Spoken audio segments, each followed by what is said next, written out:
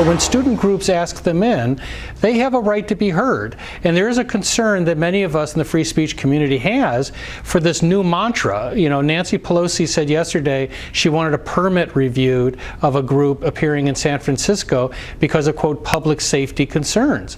Well, what are those, and who makes those decisions? Constitutional law attorney Jonathan Turley on the story last night, calling into question the decision by some college campuses to cancel appearances by conservative groups, fearing a situation they say similar to Charlottesville. Well, Judge Napolitano writing in the New York Times, is hate speech protected under the Constitution? In a word, yes. I think that's the Washington Times. By the way, Rachel Campos-Duffy and Leslie Marshall, both are Fox News contributor, and good morning to both of you ladies.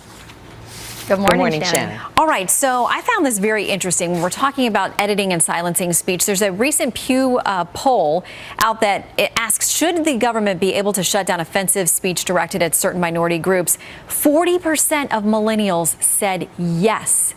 Leslie, are they not familiar with the First Amendment?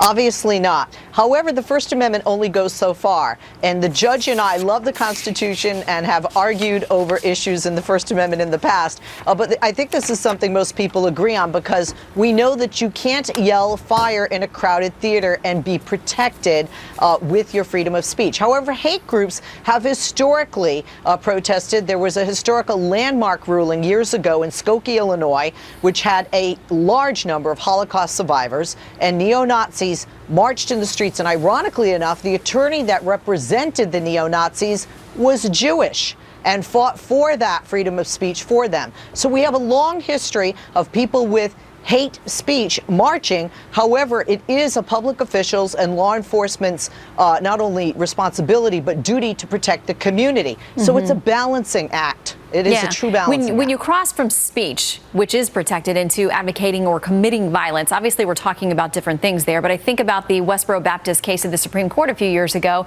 nearly unanimous. We know what their signs say. They're so bad when they do something, we can't even show them on the air.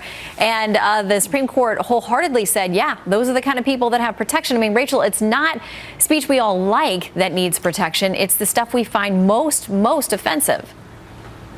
Absolutely. And I think the question that America needs to grapple with right now is, do we want our public square, our country, to operate the way a college campus like Berkeley does, where the administrators or the loudest voices on campuses decide what speech is acceptable, and just as importantly, what speech deserves police security, because that seems to be, if you look at Nancy Pelosi's statement, what you brought up earlier is, you know, they're now bringing up public safety issues as the new excuse for not for censoring speech. So I think that's the question we need to ask ourselves. And frankly, I think I grew up watching, you know, the KKK, who frankly I think are idiots, are clowns, are dumb, and you see all the time, or at least in the past, even police officers who are of a different race protecting their right to speech. I think what's happening right now, Shannon, is we're giving a lot of attention to that, to these ridiculous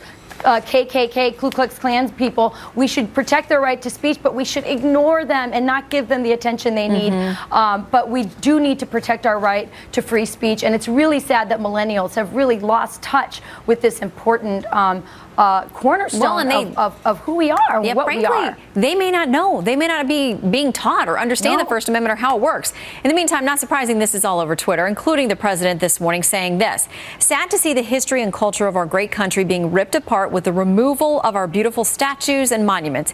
You can't change history, but you can learn from it. Robert E. Lee, Stonewall Jackson, who's next? Washington, Jefferson, so foolish. Also, the beauty that's being taken out of our cities, towns, and parks will be greatly missed and never able to be comparably replaced.